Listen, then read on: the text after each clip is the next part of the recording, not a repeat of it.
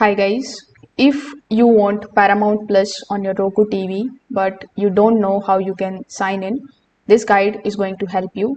So first of all, you need to go on your Roku TV's home screen and then you just have to simply go to the streaming store.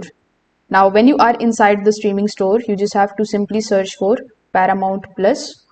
When you are able to find Paramount Plus, you just have to simply select it and then look for the option of add channel. So after doing so, you just have to simply install it on your device and then open the application to start the sign in process. So when you open the application, you are going to be redirected here on the official website of Paramount Plus on your TV. So over here, you just have to simply look for this sign in option on the top right hand corner of the screen. So after clicking on the option of sign in, you just have to simply provide your sign in credentials. Then a unique activation code will appear on your TV screen. So you need to keep this screen open. This code is going to link your Roku device to the Paramount Plus account.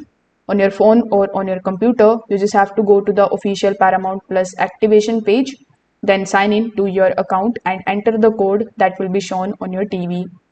Once submitted, your Roku TV will automatically refresh and then log you in.